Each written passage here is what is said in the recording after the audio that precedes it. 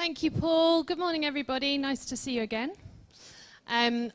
We just thought that at the beginning of this new school year, it would be good just to have a quick little reminder about our child check-in system. We launched this back in January, and just thank you so much for the ways that you've supported it so far.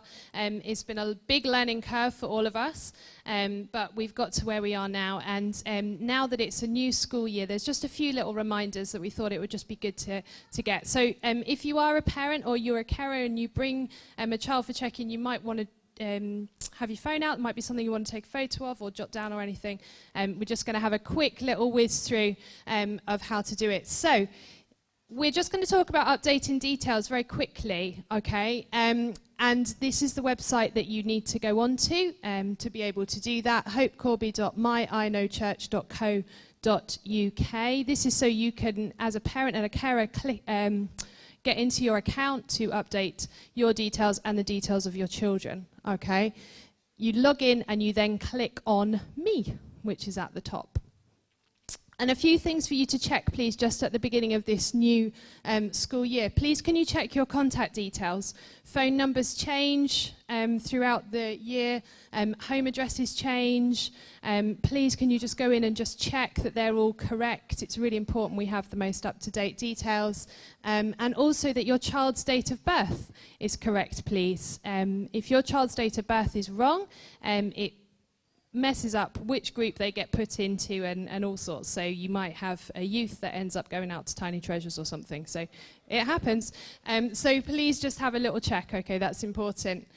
Secondly, please can you go on and just check that your child's school year is correct for this new school year. Okay, we have gone in and manually changed everybody's school year, but what we don't know is whether you have also done that and it's bumped them up 2 years instead of just 1.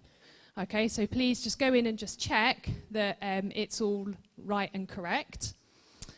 And please can you, this is really important as well, please can you update medical information, allergy information, permissions for photographs and emergency medical treatment consent as well. Okay, if we don't have that correct, then yeah, we need to make sure that we've got the correct allergies and medicals. We know about all of those sorts of things.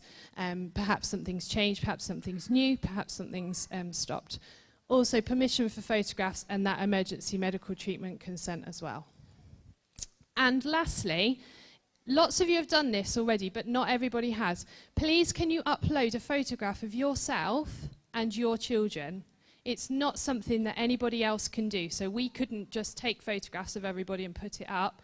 You have to do that yourself, okay? Please upload photographs of yourself and your children. You'll see why in a moment. Oh, we're clicking. Sorry, Andy, I must be doing something wrong.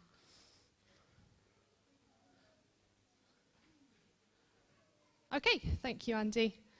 So please remember, this is important, please remember to bring your own cards. Everybody's really great at doing that, thank you. If you forget, we can now check in your child if you have uploaded photographs. Okay, so if your photographs are on there and your children's photographs are on there, we can now check you in and check your child out if the photographs are in front of us for that extra level of security. Also, you can also take a photograph of your card on your phone and bring that with you too. Okay, that will work. Our scanners will go through the screen to be able to do that. Oh. Thank you, Andy. So, this is just the last thing we're just going to talk about, because this is something that quite a few people have asked about, is if you're not able to bring your child to church and somebody else is bringing them for you, they can't just turn up and check them in, okay? It doesn't marry up on the system. What you need to be able to do is to assign a guardianship to them so that they can check your child in for them. And it's really, really easy, but it's a process you do need to go through. So once you've logged in, as we talked about at the beginning, please click on Me and then click on your child, scroll down, and there's a button there that says Appoint a Guardian. You need to click onto that. You then need to insert the email address of the guardian, okay? The guardian will then accept the request via email. And then if they already have a card, they will be able to use their existing card to register your child for groups and to collect them at the end.